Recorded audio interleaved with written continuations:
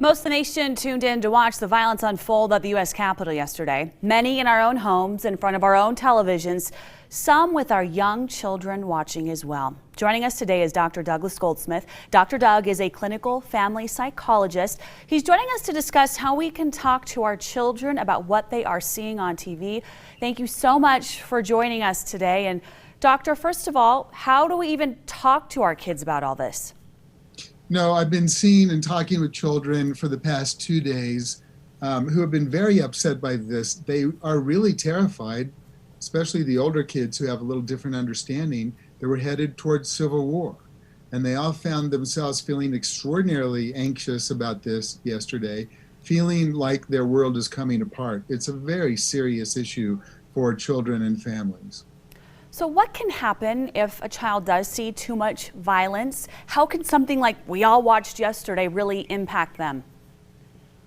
Well, I think we've got to be careful about exposing our children too much. Parents can let their children see a little bit of the violence, and then they should say, that's enough. But what's really critical is to say, things are under control.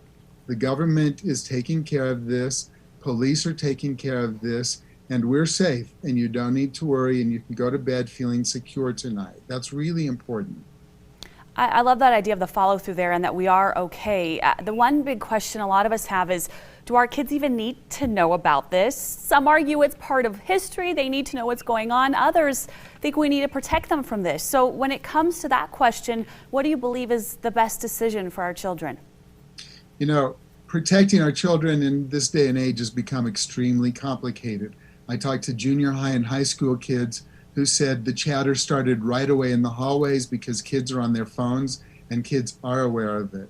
So it's important the parents say, what were you being told at school today? What are the kids saying? Because the kids fly with rumors and the parents need to be able to fix those rumors and correct them. It's also important for them to say, you know, I want you off of social media, not seeing too much of this, but be honest with them. Yes, there were things that were happening yesterday in Washington.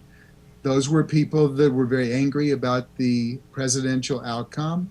And this is a good opportunity for parents to say, you know, in America, there's winners and there's losers, and we accept what people vote for, and that's important.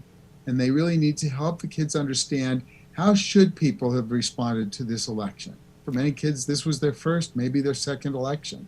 So they need to correct misunderstandings about what's currently going on in the country.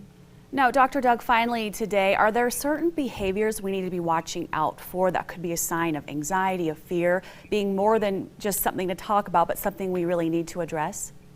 That's always an important issue. And for some kids, and certainly kids that I've had in therapy, they're just saying, I couldn't sleep last night. Parents need to be monitoring their children's behavior. If they're not able to sleep, if they see changes in behavior, if they're not eating, that can say that the anxiety has gotten out of control. At this point, the story is going to be kind of short-lived, and hopefully we'll move on to just some peaceful coexistence, but saying to them, if it's still bothering you, if you can't stop thinking about it, talk to us, and if that doesn't stop, get them into therapy. Okay, Dr. Doug, thank you so much for your advice today. Such a delicate topic that we all need to take very carefully. We appreciate you very much. Thanks.